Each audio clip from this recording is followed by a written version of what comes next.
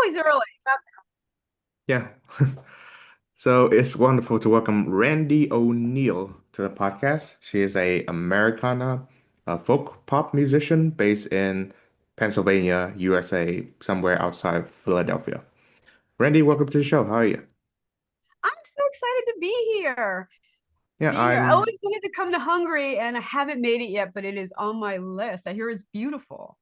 yeah, Budapest is a wonderful city. I haven't explored much of the rest of Hungary yet, but from what I've seen, it's a beautiful country as well. Right. Yeah, very Right. underrated wine country too. Oh, is that right? Yes. I'll have to look for it. Yes, the wine is really good and really cheap. So if you like wine, I'm not the most uh cultivated wine taster, but if you are into those, France and Italy are well known, but they can be overrated sometimes. Right. Right. Okay, so Randy, welcome to the show again. I'm quite excited to have you on too. Oh, I'm excited to be here. I really am.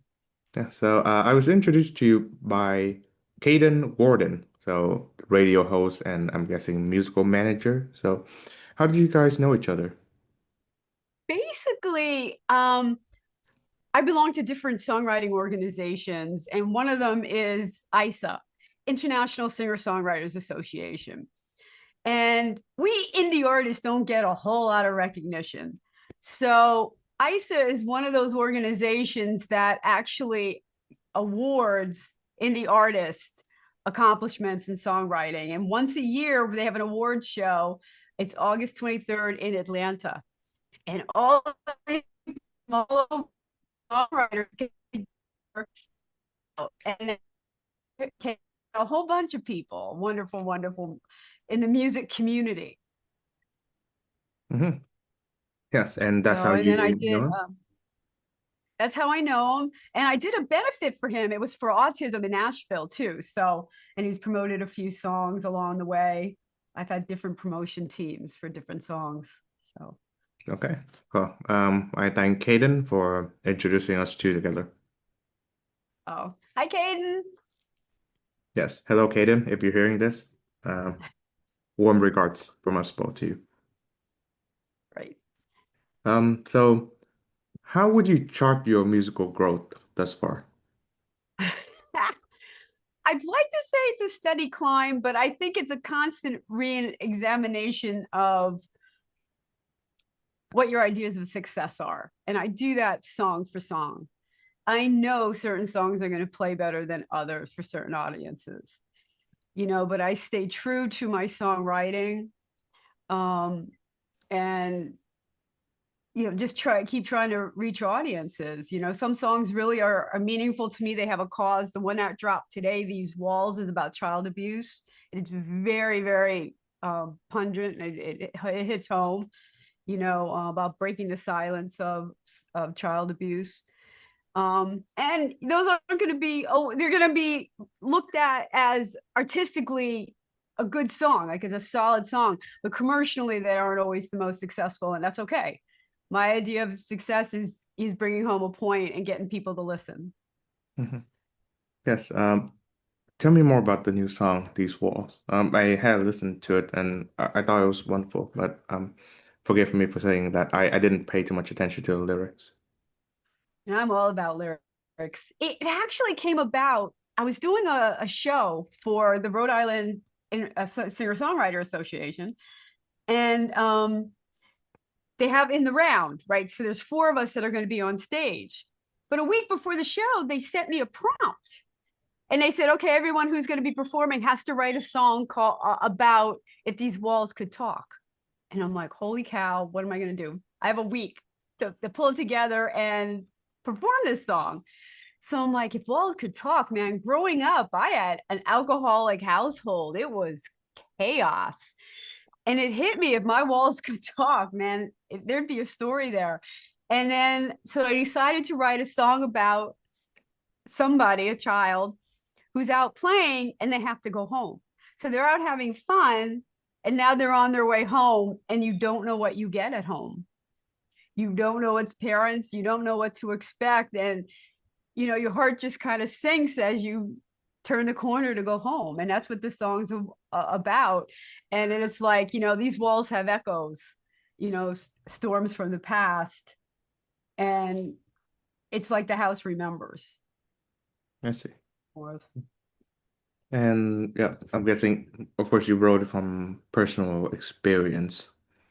Right. Right. Just the title that they had me write a prompt to just kind of brought it all back. Like if my walls could talk, you know, I'm hoping they'd be rooting for me, as everything goes on. But, sometimes you just dreaded going home as a child when you live in an abusive household, Mhm, and I was really trying to draw attention to that. There's always a different side of things.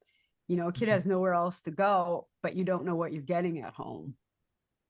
mhm. So, I know that if you listen to a lot of hip hop, the rapper Kendrick Lamar wrote a song in 2015 titled the same thing, or These Walls, and he has the prompt, if these walls could talk. It's a recurring theme in the song. And I believe it's about the same thing. It's about, yes, domestic abuse as well. And it's about his oh, upbringing as a child. I'm gonna have to listen to that. I didn't aware. I don't listen to a lot of hip hop, which is a shame because some of their lyrics really hit in the hip hop community. I think a lot of the hip hop lyrics are very undervalued, Mhm. underrated. Yes. Yeah. What I find to be interesting too is that a lot of country music and hip hop music, and I suppose folk Americana too, like they share the same themes. They both are lyrically focused, and they both centered on either outcasts or outlaws. Mm. Um, but there's been like little crossover between the two. I suppose there can be like cultural/racial differences. No, I absolutely. In fact, there is now a genre called country rap.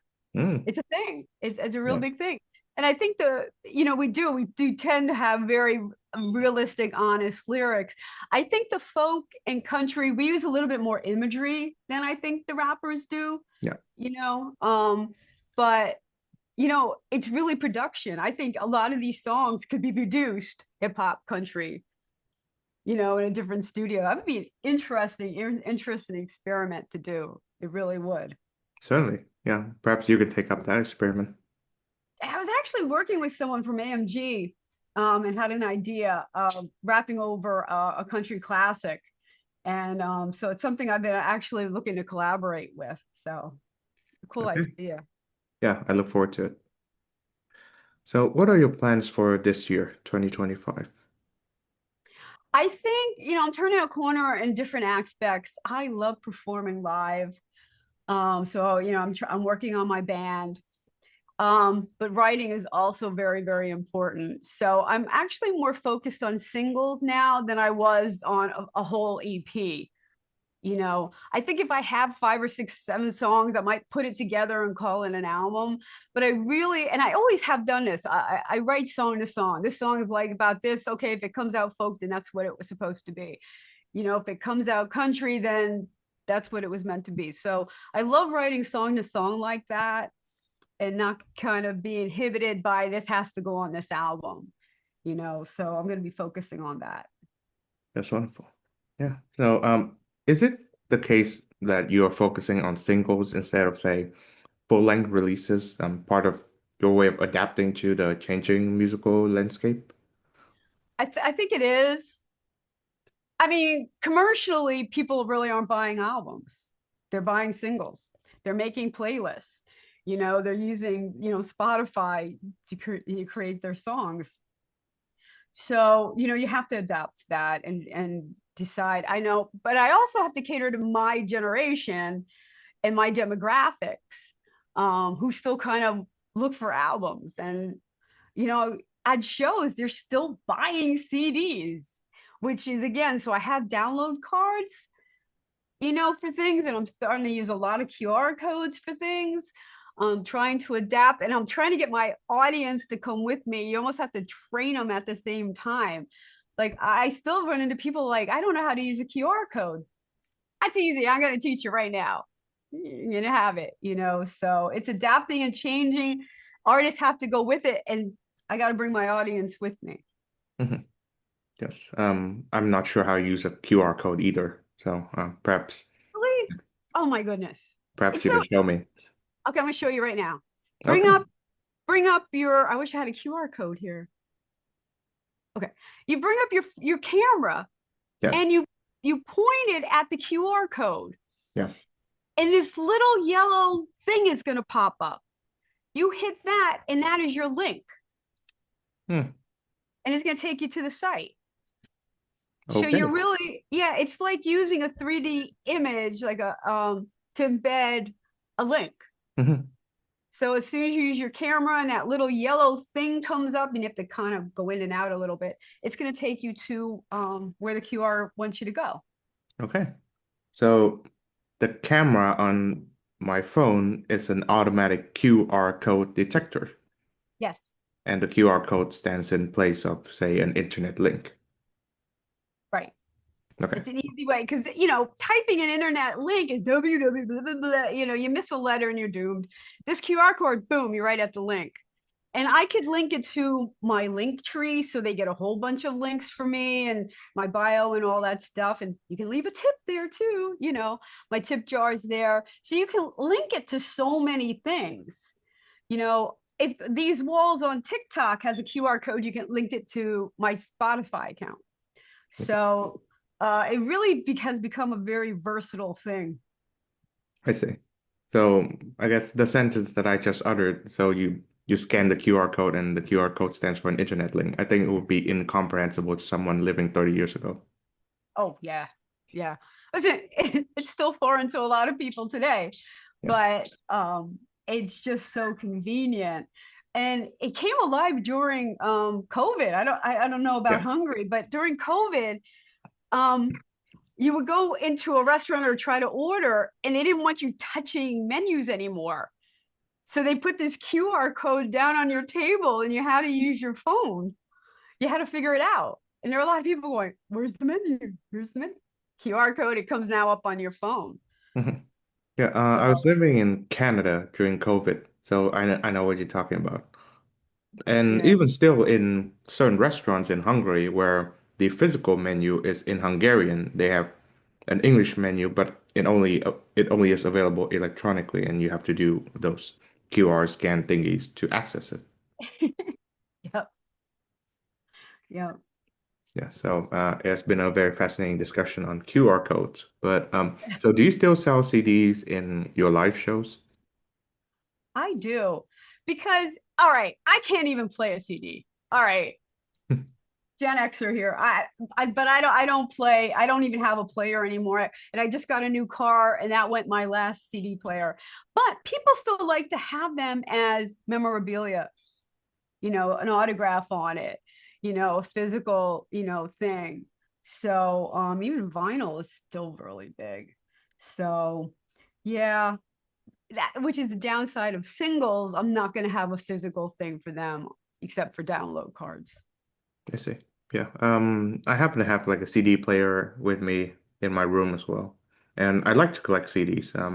They're more tangible and um they are ways for me to support, say, an indie artist friend that, I've had on this show. I've ordered CDs from numerous people that I've Yeah. interviewed over the past And year.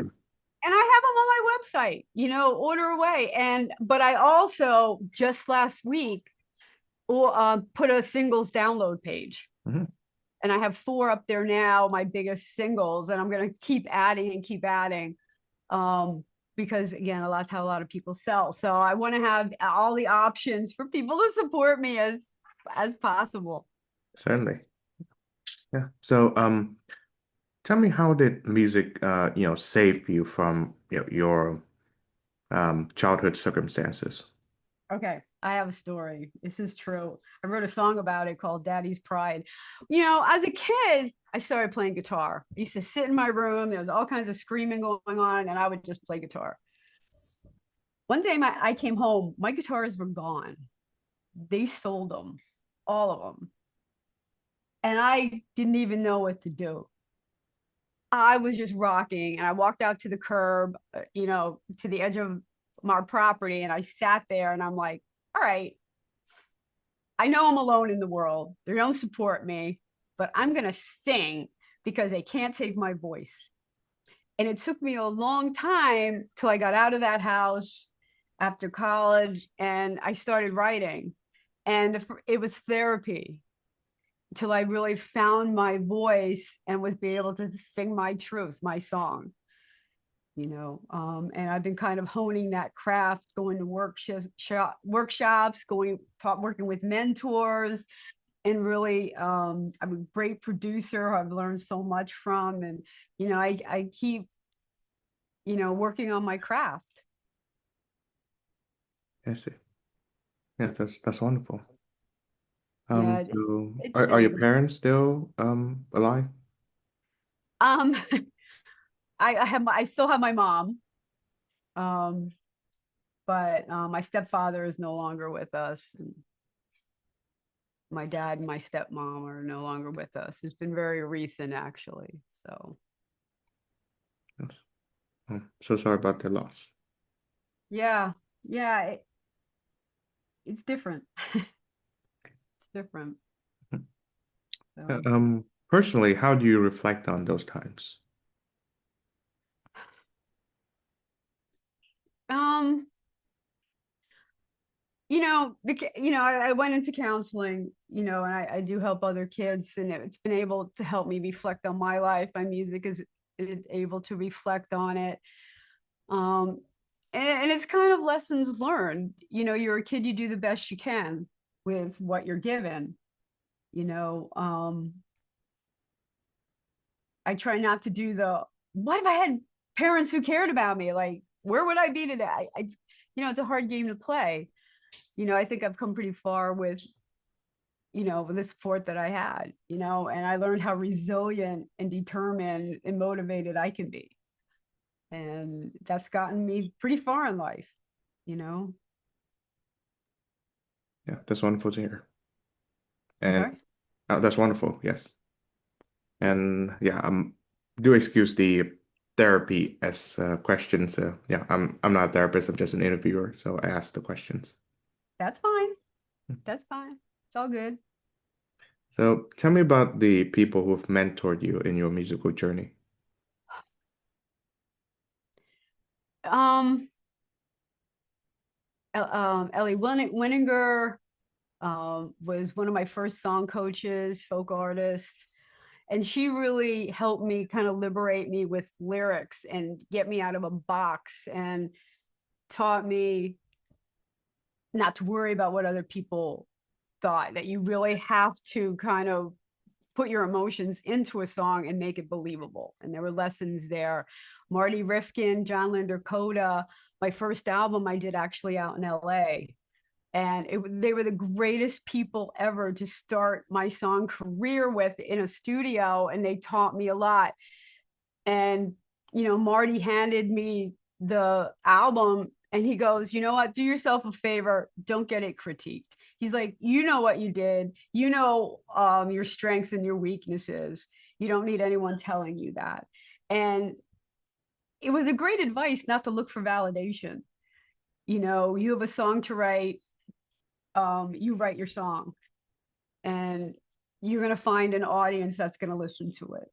So that became my strategy, really early on. Okay. And I'm guessing you still apply that strategy today. I do. I do. In fact, I'm actually doing a songwriting course for people who just want to get their ideas down. I'm getting ready to launch it. It's an internet course, work at it at your own pace. Um, and again, like everyone has a story to tell. I meet so many wonderful people and they all have stories and relate. And sometimes, they might just want to have fun and see if they can write their own song.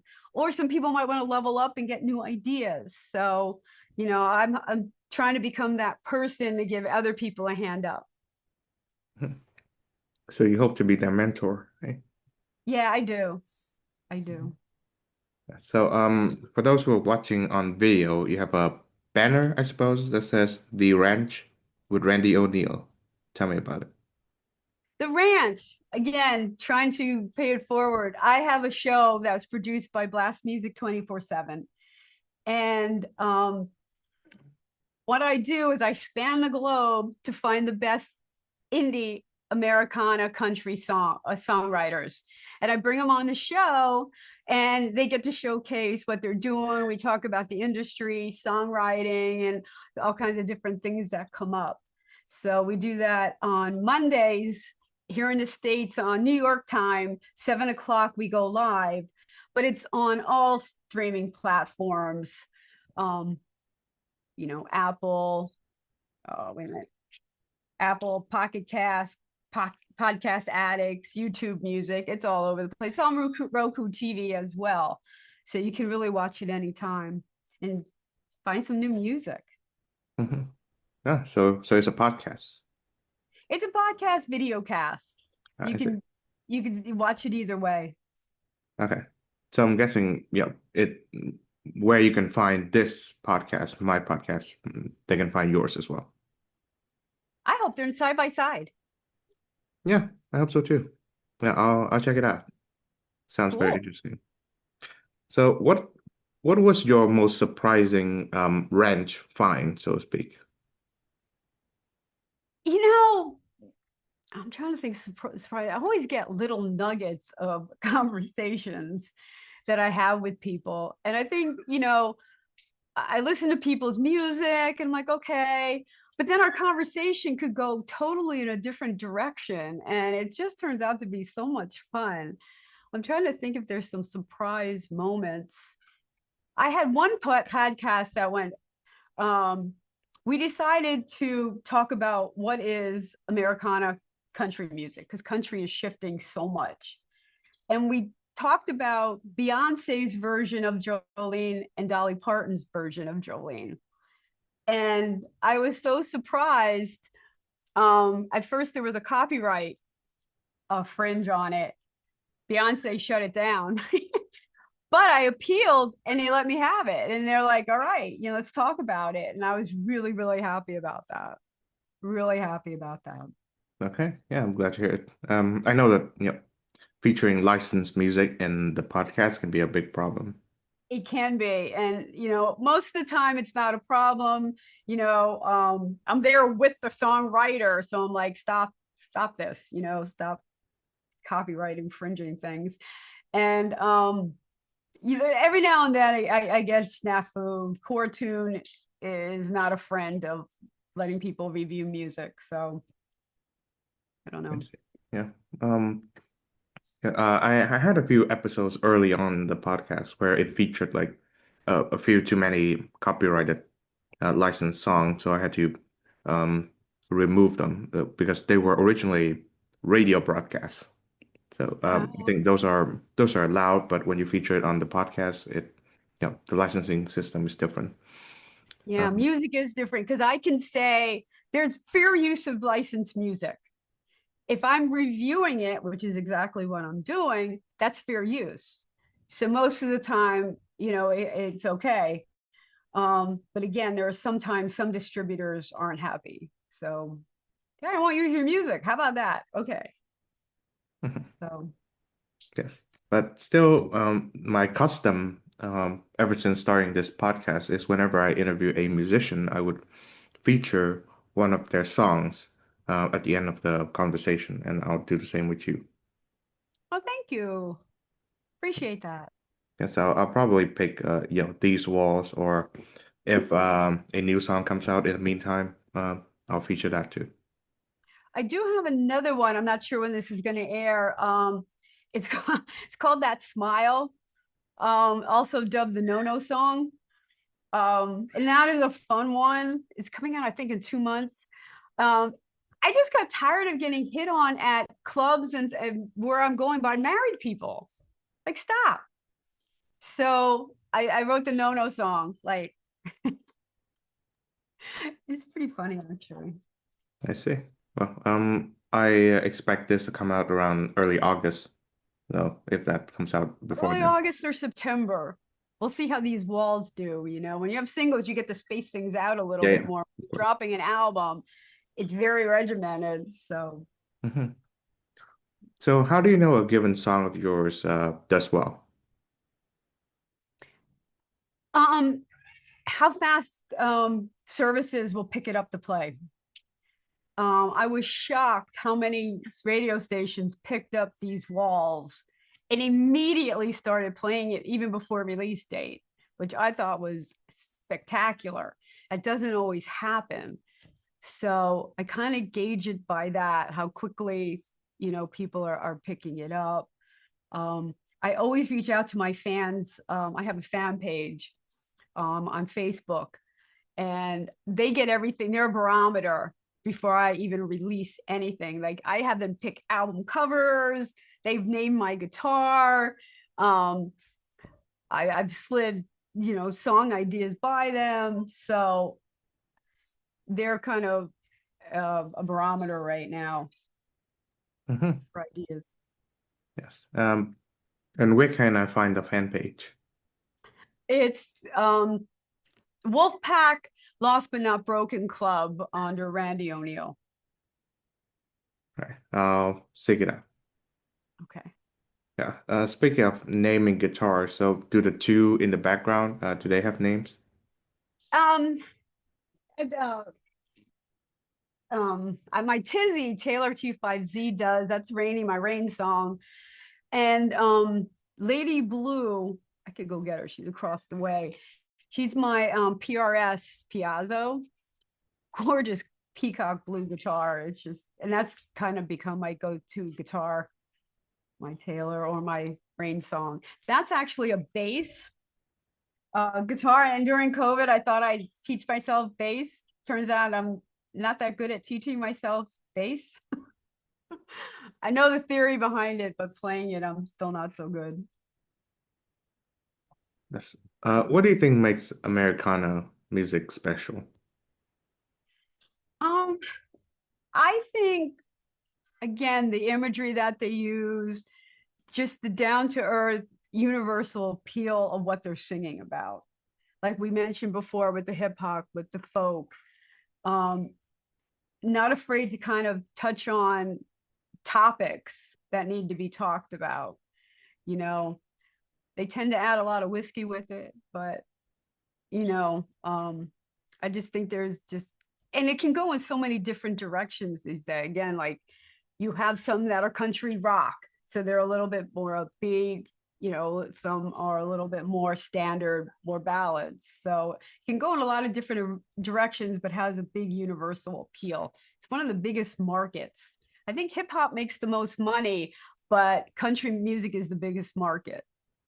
Hmm. Yeah. Of course, it has America and American in the name. So, what's so universal about being an American? Um, Actually, my show is out to prove that country music, Americana music, is just not in the United States. It's Mm. everywhere. And there are pockets of it in Canada, the UK. I've had people from the Ivory Coast listening. Um, they don't want to call it Americana though, and I don't blame them. It's okay. It's just a style of music, again, that is just not about Americans. It's about small towns. It's about um, knowing what's valuable to you, you know. And again, it allows them to touch on a lot of different topics that way. And these are things that you're going to hear all over the globe.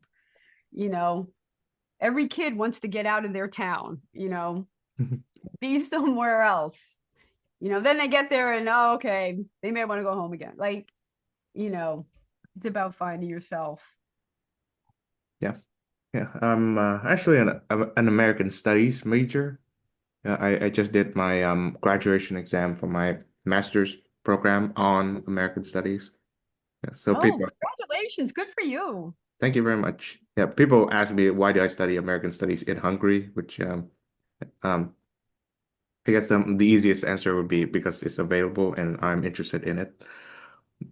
But my studies so far have yeah made me appreciate the fact that America is in some ways a universal nation, and it always aspires to be a universal nation, and it struggles with certain ideas and peoples that holds it back into being that into achieving that ideal, and it certainly is doing that now, of course.